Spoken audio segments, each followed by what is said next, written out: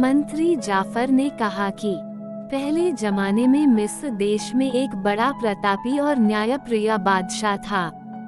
वह इतना शक्तिशाली था कि आस पड़ोस के राजा उससे डरते थे। उसका मंत्री बड़ा शासन कुशल, न्यायप्रिय और काव्य आदि कई कलाओं और विधाओं में पारंगत था। मंत्री के 2 सुंदर पुत्र थे जो उसी की भांति गुणवान थे।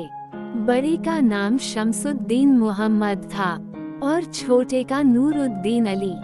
जब मंत्री का देहांत हुआ तो बादशाह ने उसके दोनों पुत्रों को बुलाकर कहा कि तुम्हारे पिता के मरने से मुझे भी बड़ा दुख है। अब मैं तुम दोनों को उनकी जगह नियुक्त करता हूँ। तुम मिलकर मंत्र पद संभालो। दोनों ने सिर झुकाकर उसका आदेश माना। 1 मास पर्यंत अपने पिता का शोक करने के बाद दोनों राज दरबार में गए। दोनों मिलकर काम करते थे। जब बादशाह आखेट के लिए जाता तो बारी बारी से हर एक को अपने साथ ले जाता तो और दूसरा राजधानी में रहकर शासन कार्य को देखता। एक शाम को जब दूसरी सुबह को बड़ा भाई बादशाह के साथ शिकार पर जाने वाला था, दोनों भाई आमोद प्रमोद कर रहे थे। हंसी हंसी में बड़े भाई ने कहा कि हम दोनों एक मत होकर इतना बड़ा राज्य चलाते हैं। हम क्यों न ऐसा करें कि एक ही दिन संभ्रांत परिवारों की सुशील कन्याओं से विवाह करें। तुम्हारी क्या राय है? छोटे ने कहा कि मैं आपकी आज्ञा से बाहर नहीं हूँ, जैसा आप कहेंगे वैसा ही होगा। दोनों को मद्यपान से नशा भी आ रहा था। बड़े भाई ने कहा, सिर्फ एक रात में शादी होना ही काफी नहीं है। हमारी पत्नियों को भी एक ही रात में गर्भ रहना चाहिए। छोटे ने हंसकर कहा कि वह भी हो जाएगा।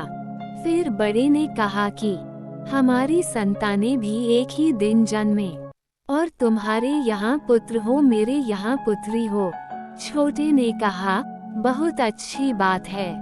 बड़े ने कहा कि जब तुम्हारा बेटा और मेरी बेटी बड़े हो जाएं, उनका विवाह भी कर दिया जाए, क्योंकि शुरू से साथ साथ रहेंगे तो उन्हें एक दूसरे से प्रेम हो ही जाएगा।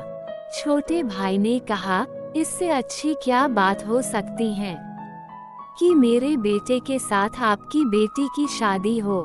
बड़े ने कहा, लेकिन एक शर्त है, मैं शादी में तुमसे दहेज भरपूर लूंगा।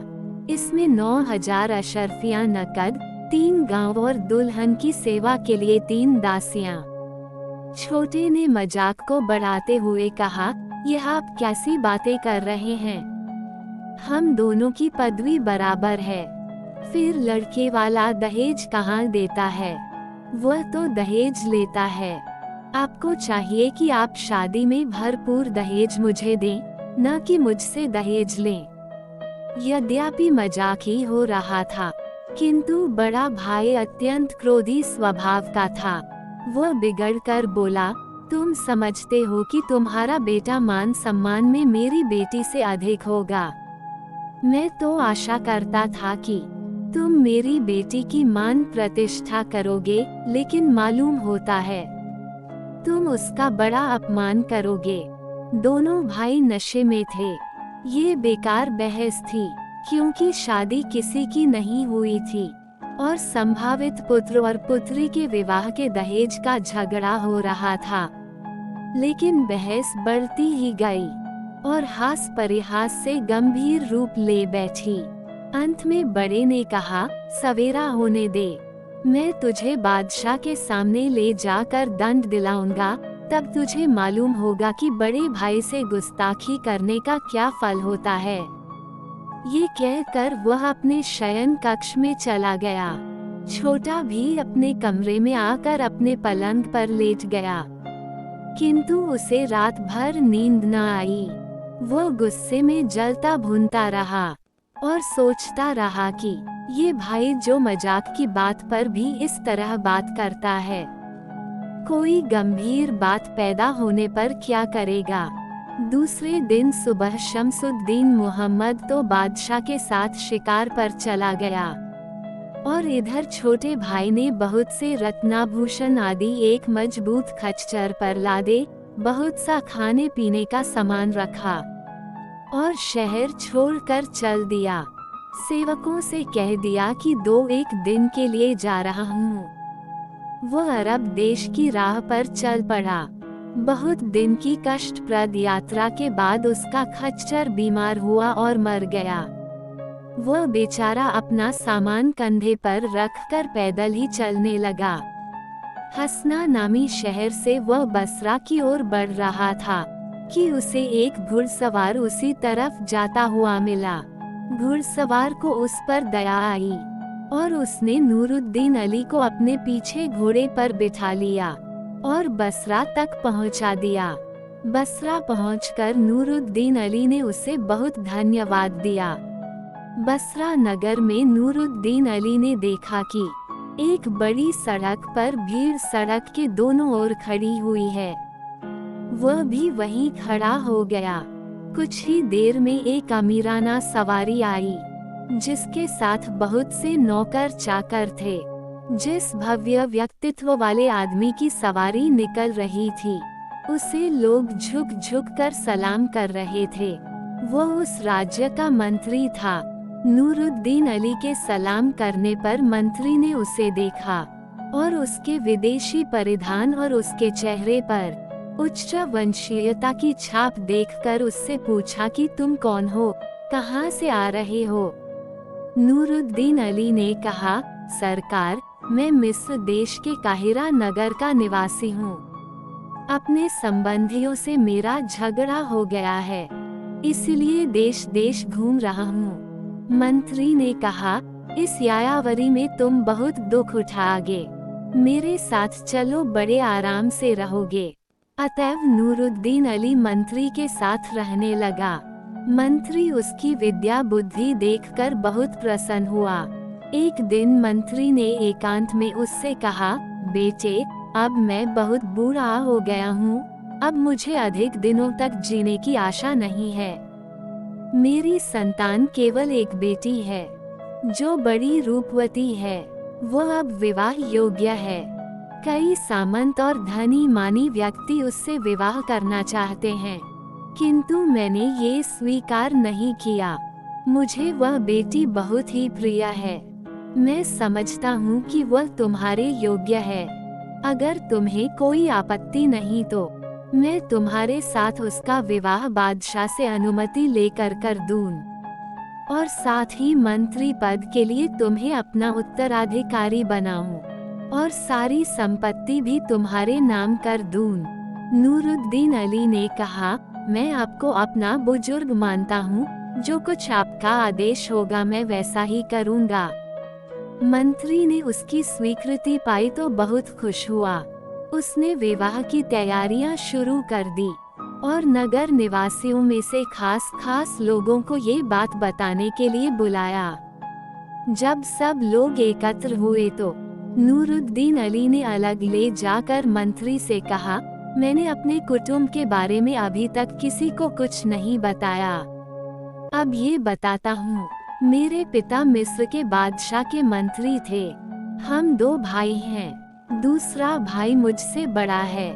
मेरे पिता की मृत्यु के उपरांत बादशाह ने हम दोनों भाइयों को उनका कार्यभार दे दिया। हम कुछ समय तक शासन कार्य विधिपूर्वक करते रहे। एक दिन मेरी अपने बड़े भाई के साथ एक बात पर बहस हो गई। उसने मुझसे ऐसे कटु शब्द कहे कि मैंने देश छोड़ दिया। मंत्री ने जब यह वृतांत सुना तो और भी प्रसन्न हुआ। उसने सोचा कि यह तो बहुत अच्छी बात है कि यह भी मंत्री का बेटा निकला। उसने एकत्र हुए नागरिकों से कहा, मैं एक बात में आपकी सलाह लेना चाहता हूँ। मेरा एक भाई मिस्र के बादशाह का मंत्री है। उसके केवल एक पुत्र है।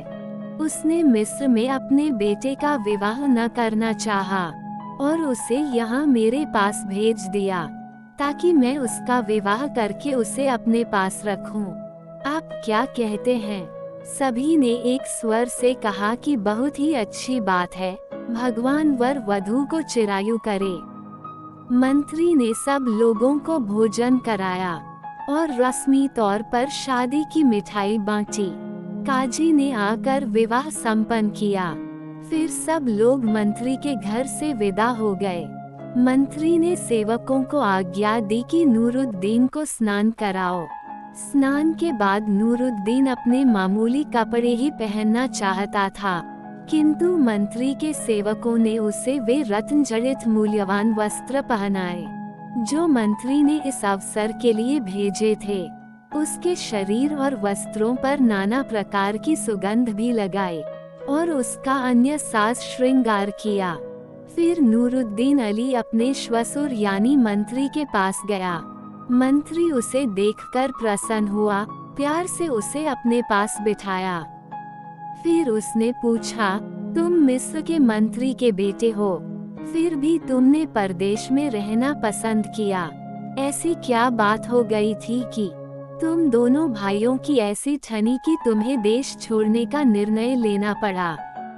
अब तुम मेरे दामाद हो, हम एक हो गए हैं। अब तुम्हें मुझसे कोई भेद छुपाना नहीं चाहिए। तुम साफ बताओ कि घर क्यों छोड़ा। नूरुद्दीन अली ने उसे सविस्तार बताया कि किस तरह हंसी हंसी में पैदा हुई एक बात कटु विवाद का रूप ले बैठी। मंत्री यह वृतांत सुनकर बहुत हंसा और बोला, सिर्फ इतनी सी बात पर तुम अपने भाई से अलग हो गए और अपना देश छोड़ बैठे। बेकार बात थी कि तुम्हारा और तुम्हारे भाई का एक साथ विवाह होता, एक साथ संतानें होती, तुम्हारे यहाँ पुत्र और उसके यहाँ पुत्री होती और उनके विवाह में दहेज का प्रश्न उठता। लेकिन हाँ, तुम्हारे भाई की जाति थी कि हंसी हंसी में होने वाली बात को खींचकर इतना कटु बना दिया। तुम्हारा देशत्याग समझदारी की बात तो नहीं थी, किंतु मेरे सौभाग्य से ये सब हो गया। खैर, अब यहाँ समय न लगाओ, अपनी दुल्हन के पास जाओ, वह तुम्हारी प्रतीक्षा कर रही है। नूरुद्दीन अली उसकी आज्ञा मानकर अपनी पत्नी के पास चला गया। इधर मिस्र में उस दिन की कहा सुनी कि 1 महीने बाद जब बड़ा भाई शमसुद्दीन मोहम्मद शिकार से वापस आया तो उसे सेवकों ने बताया कि उसका भाई 2 दिन के लिए जाने को कहकर वापस नहीं लौटा। शमसुद्दीन मोहम्मद को इस पर बड़ा खेद हुआ, क्योंकि उसने समझ लिया कि नूरुद्दीन अली मेरे कटु वचनों से क्रुद्ध होकर किसी दिशा में निकल गया है। उसने चारों ओर उसकी तलाश में आदमी भिजवाए जो दमिश्क और हलब तक हो आए, किंतु उसे न खोज सके क्योंकि वह तो बसरा में था। अंत में शमसुद्दीन निराश होकर बैठ रहा। उसने समझ लिया कि नूरुद्दीन जीवित नहीं है। इस कहानी का अगला भाग देखने के लिए कृपया हमारे चैनल पर बने रहे। जल्द ही आपको अगला भाग सुनने के लिए मिलेगा। धन्यवाद।